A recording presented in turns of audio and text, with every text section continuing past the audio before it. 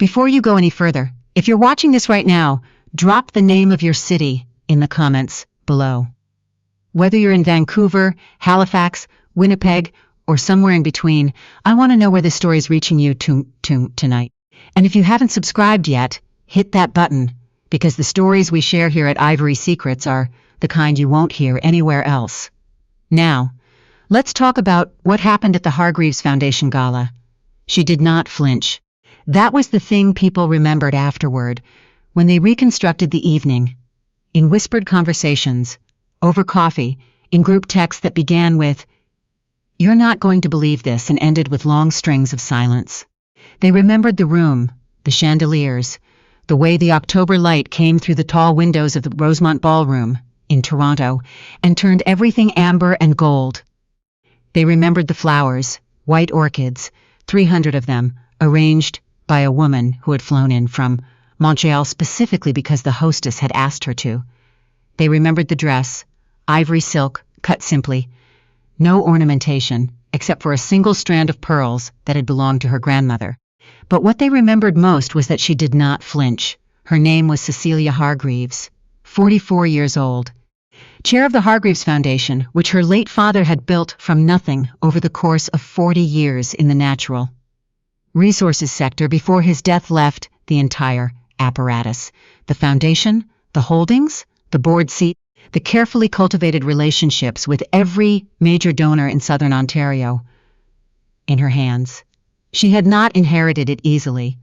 There were cousins who contested the will, a board that assumed she was temporary, a financial press that wrote headlines implying she would sell within 18 months. That had been 6 years ago. She had not sold. She had grown the endowment by 32%, hired a team that was loyal to her and not to her father's memory, and established the Gala as one of the most coveted invitations in the city. The man she had married 11 years ago was named Theo Calloway. He was handsome in the way that certain men are handsome, easily, carelessly, in a way that had never required any work on his part and therefore had never taught him anything. He was 47. He had a background in commercial real estate and a reputation for charm that preceded him into every room. He was good at dinners. He remembered names and birthday presses and which wine a person preferred. And he used all of this the way a craftsman uses tools, precise service of outcomes that had nothing to do with affection. Cecelia had known this about him for longer than she had admitted, even to herself. The woman he brought to the gala was named Renata Cole. She was 31. She worked in acquisitions at a firm that had done business with the Calloway Group twice in the past 3 years. She wore a dress the color of deep garnet, and she wore it well, and she walked into the Rosemont Ballroom on Theo's arm at 8:17 in the evening, as though she had every right in the world to be there, which, as a registered guest, she did. Cecelia was standing near the east window when they entered. She had a glass of sparkling water in her hand. She watched them cross she did not flinch. The room, however, did notice. Not all at once. That kind of thing never happens all at once. It happens in layers, the way ice forms, slowly, then suddenly. First, it was the women near the entrance, the ones who knew both Cecelia and Theo and understood immediately what they were looking at. Then it spread to the people who had been told, who turned their heads with a particular quality of attention that belongs only to people watching something unfold in real time. By the time Theo and Renata had reached the cocktail reception area, a significant portion of the 300 guests in that room had recalibrated their understanding of the evening. Theo did not appear to notice. That was the second thing people would remember. How he carried himself. Not guilty, not furtive, not apologetic. He moved through the room with the absolute confidence of a man who believed that confidence applied consistently would resolve any situation in his favor. He introduced Renata to people. He shook hands and accepted drinks and made the small, smooth observations that had always made him effective. At events like this one, Cecelia watched from a distance and thought, very quietly, that she had underestimated how little he understood. She had not always been this still. There had been a version of her, a younger version, a version from 3 years ago, who would have confronted him at the door, who would have made a scene, or threatened to, or at least felt the pull of it so strongly that the effort of restraint would have shown on her face. But something had changed in her over the past 14 months. Ever since the afternoon, she had opened an email that was not meant for her and understood, with a clarity that felt almost physical, the shape of what had been happening in her marriage. She had not confronted him that day. She had closed the laptop and gone for a walk along the lakefront and stood at the railing for a long time, watching the water. And she had made a decision, not about what to do immediately. That came later, piece by piece. The decision she made that afternoon was about who she was going to be while she did it. She was going to be the woman who did not flinch. The evening continued. Dinner was served. The foundation announced its grant recipients for the year, a literacy program in Scarborough, a mental health initiative in Northern Ontario, 3 university bursaries for students in underserved communities. Cecelia stood at the podium and spoke for 11 minutes without notes, because she had given versions of this speech. Enough times that the words were part of her now, embedded in the way the foundation itself was embedded in her. Not separate from her, but of her. She was good at this. She had been uncertain about it for years, had worried that she was too quiet for rooms like this, too measured, not her father's kind of presence. But she had learned, over time, that measured was not the same as weak. Measured, in the right context, was its own kind of power. She finished speaking. People applauded. She returned to her seat. Theo was at a table across the room, and for a moment, just a moment, she caught his eye. He had the look of a man reassessing. She had seen that look before. It was the look he got when a deal was moving in a direction he hadn't anticipated, when he needed to recalculate. She had always found it somewhat interesting that she could read him so precisely, and he had never learned to read her at all. She looked away first, on purpose. The dessert course came and went. The band began playing, something instrumental, understated, the kind of music that fills a room without demanding attention. People moved from their tables. Conversations reformed. Renata, Cecelia noticed, had left Theo's side and was speaking to a woman near the bar, laughing at something, touching her collarbone in the way people do when they are very comfortable and very certain of themselves. It was at this point that the door at the far end of the ballroom opened. Not the main entrance. The side entrance, the one that opened onto the private corridor reserved for the foundation's board and major donors. That door opened, and 4 people walked through it, and the room changed. The man who entered first was named Gordon Hargreaves. He was 71 years old, and he was Cecilia's uncle, and he controlled, through a combination of direct holdings and trust arrangements, approximately 40% of the capital that underpinned every significant investment the Callaway Group had made in the past 8 years. He did not dress expensively. He had the kind of face that conveyed nothing except attention, and he moved through the room the way a person moves through a room when they are not performing arrival, when they are simply arriving.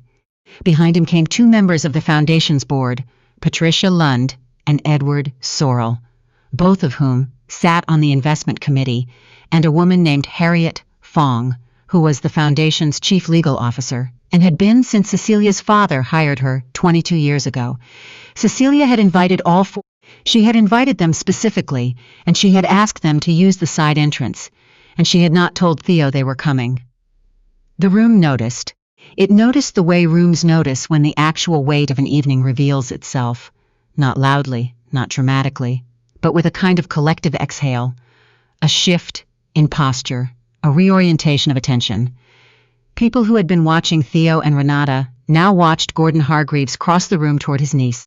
People who understood what Gordon represented in the context of the Callaway Group's capital structure did a very fast, very quiet kind of arithmetic, and came to conclusions they would discuss for weeks. Theo saw Gordon before Gordon reached Cecelia. She watched it happen, watched the moment her husband understood, or began to understand, or started the process of understanding that would take the rest of the evening and most of the following week to complete. His face did not fall. He was too controlled for that. But something behind his eyes shifted. Some calculation that had seemed settled became unsettled, and she saw him excuse himself from the conversation he was having and begin to move. Gordon reached Cecelia first. He embraced her. He said something quiet in her ear that made her smile. Not a performed smile. Not a gala smile. But a real one, the kind she didn't often show in rooms like this. He had known her since she was 7 years old. He had sat with her in her father's office, when her father was teaching her how to read a balance sheet. He had voted at the board meeting 6 years ago to uphold her father's succession wishes when 3 other board members had argued for a third-party executor. "You look well," he said. "I am well," she said. "I'm glad you came. I told you I would." "You did," she said. "You always do." Theo arrived at her elbow 40 seconds later. She felt him before she saw him. The particular energy he carried when he was managing something, that slightly accelerated quality, the way his breathing changed almost imperceptibly when he was recalibrating. "Gordon," he said, extending his hand with the warmth of a man who genuinely believed warmth was a renewable resource available on demand in any quantity required. What a surprise! Gordon looked at Theo's extended hand for a moment. Then he shook it briefly, the way one shakes a hand when the gesture is obligatory rather than meaningful. "Theo," he said. Just the name. Nothing else. No pleasure to see you. No how have you been. No acknowledgement of the hand beyond the minimum required. Theo's smile stayed in place. It was impressive, actually. Cecelia had always given him that. He was exceptionally good at keeping his face arranged correctly when things were going wrong. She had once found that quality attractive. She understood now that it was simply practice. People who had spent a long time managing the gap between what they presented and what they were always got very good at it. "I didn't realize you'd be joining us tonight," Theo said. He addressed this to Cecelia, but his eyes kept moving back to Gordon. "I asked him," Cecelia said simply. "Of course." He paused. "I would have..." "You would have what?" she asked. Her voice was even. Not cold. She was not performing coldness, it wasn't useful, just even. The voice of a person who already knows the answer to the question. He didn't finish the sentence. Patricia Lund appeared at Gordon's shoulder, and Theo looked at her, and she looked back at him with the particular neutrality of a board member who has been fully briefed, made her decision, and is no longer in a state of uncertainty about any of it. Edward Sorrell joined them. He greeted Cecelia warmly, shook Gordon's hand, acknowledged Theo with a nod that was precisely calibrated to convey civility without cordiality. Harriet Fong stood slightly to the side, as she always did, attentive, quiet, everything filed and organized in her mind, with a precision that Cecelia had relied on for 6 years. The thing that happened next was not dramatic. That was perhaps the most important thing about it. There was no confrontation, no elevated voices, no scene that people could describe as a scene. What happened was simply that a group of people who controlled the financial foundation of everything Theo had built in the past decade gathered in a circle in the Rosemont Ballroom and spoke with Cecelia as though she was the only person who mattered. Because, in the way that actually counted, she was. Renata was still at the bar. She had not moved. She appeared from a distance to be having a fine time. Theo excused himself from the circle. Cecelia watched him go. He crossed the room and stood near the window. They had walked past together 11 years ago at this same gala. It had been their 3rd date, the foundation event. The one where she had introduced him to her father. And her father had said afterward privately that he seemed like a man who knew how to want things.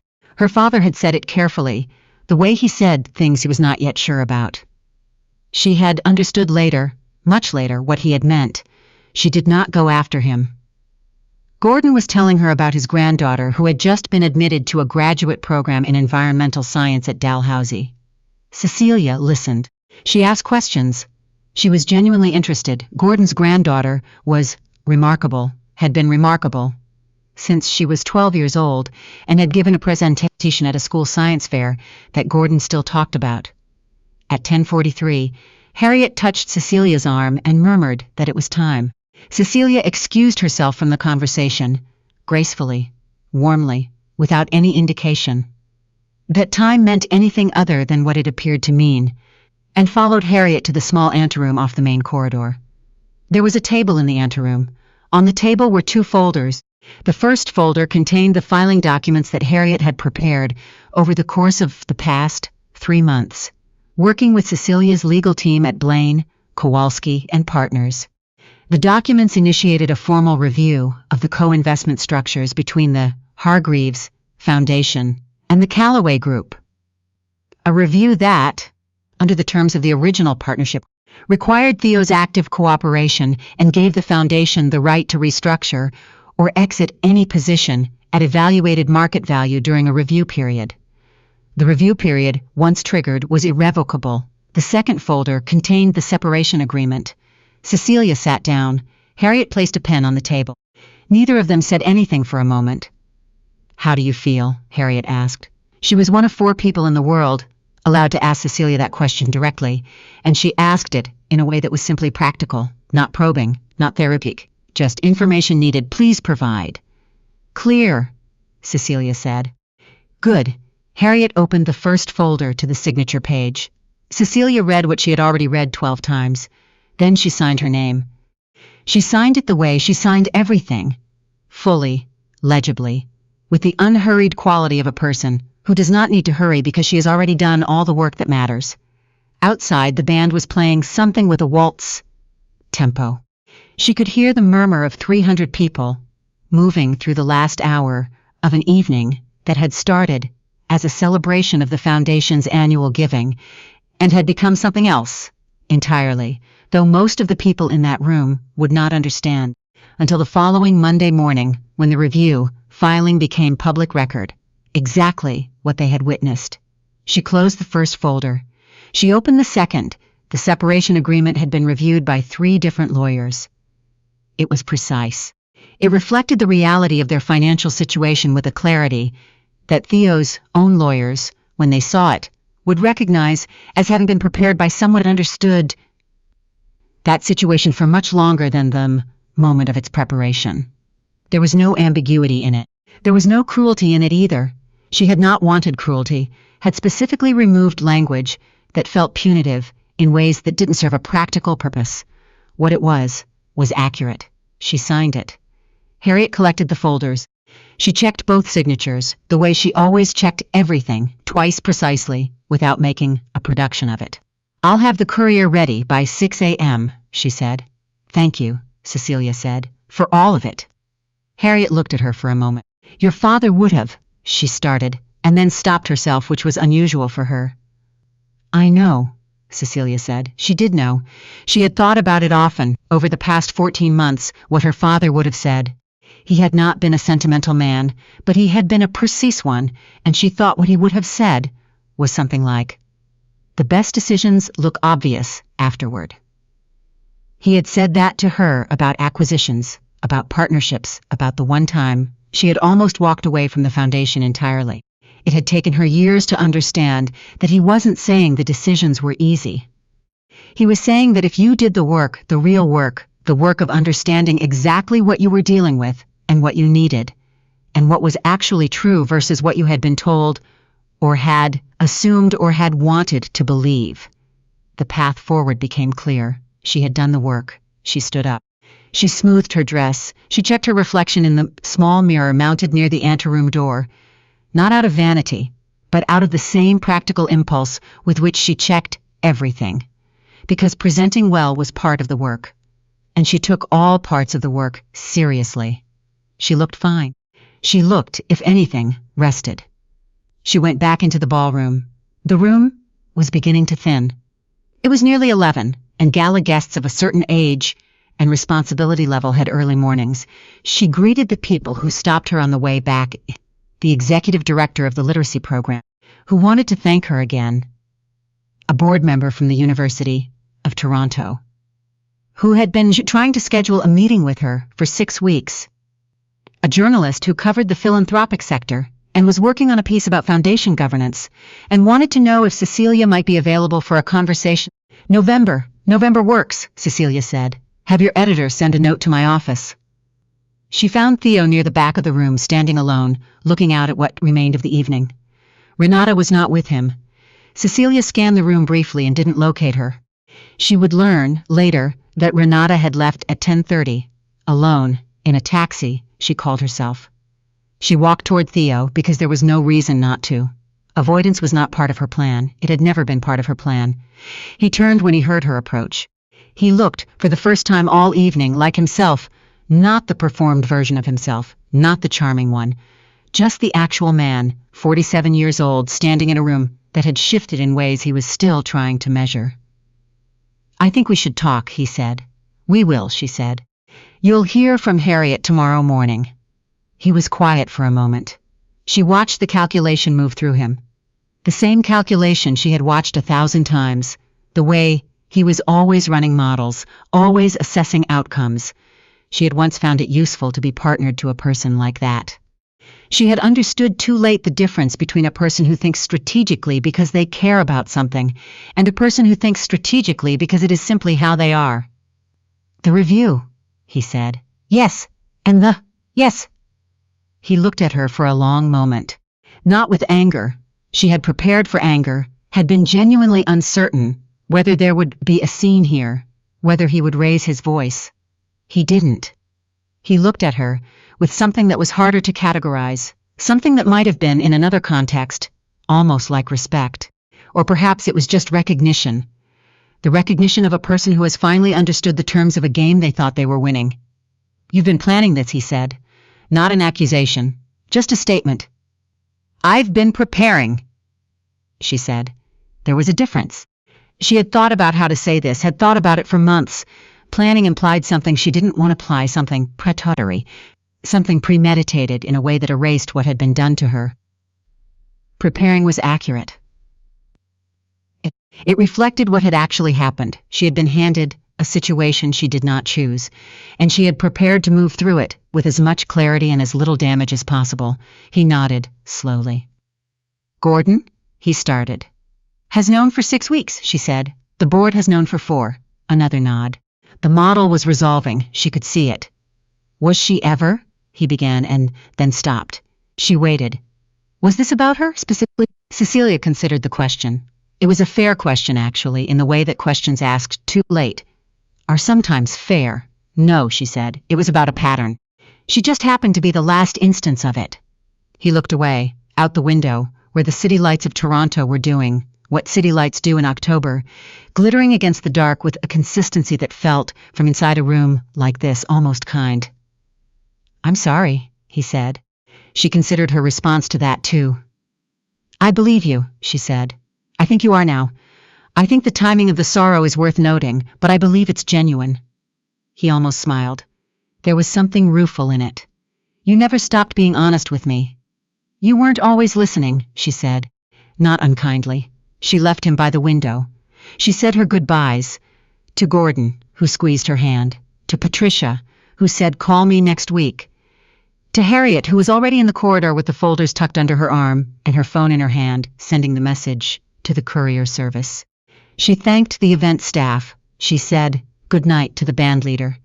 She retrieved her coat from the cloakroom and walked out through the main entrance of the Rosemont Ballroom into the cool October air of King Street West. Her car was waiting. It was always waiting. She was organized enough that her car was always waiting. She got in. She settled against the seat. The driver pulled into traffic without asking where they were going, because he already knew. She looked out the window at the city, moving past the ROM. The university grounds, lit and quiet. The long stretch of Avenue Road heading north. The trees that lined it just beginning to turn. That particular shade of amber and copper that Toronto does in October, and that she had always found, despite everything, genuinely beautiful. She thought about the literacy program in Scarborough, about the coordinator. She had met, 2 years ago, a woman named Deborah who had started the program in her kitchen and grown it to serve 400 children a year. She thought about next year's grant cycle and a proposal she had been sitting with from a housing initiative in Hamilton that she kept returning to. She thought, briefly, about the email she had found 14 months ago, the specific wording of it, the way she had read it twice to make sure she understood it, and then closed the laptop without writing anything down, because she had already understood it. She did not think about Theo at the window. She had already given that version of her marriage the attention it deserved. She had looked at it carefully and honestly, the way her father had taught her to look at everything. And she had understood what it was and what it wasn't, and what it was going to cost to move forward from it. She had paid that cost, was still paying it, would pay it in quiet moments for years, because that is how loss works. Even when the thing being lost was already gone. But the car was moving north, and the trees were turning, and the city outside the window was doing what cities do. Continuing, she reached into her bag for her phone. She had 6 unread messages. One from Gordon. Proud of you. One from Patricia. Call me, we need to discuss the Q1 review schedule. One from her assistant, reminding her about a 9 a.m. call with the investment committee. And one unexpectedly from her cousin Vivienne, who she had not spoken to properly in 3 years. Who had been on the opposing side of the succession dispute, who had sent only, I saw the photos from tonight. You looked incredible. Coffee soon? She looked at that last message for a moment. Then she typed back, coffee, Thursday, my office. She put the phone away. She looked out the window again. Outside, the October city kept moving, kept glittering, kept doing the inexorable thing that things do when they are not waiting for anyone's permission to continue. And neither, anymore, was she.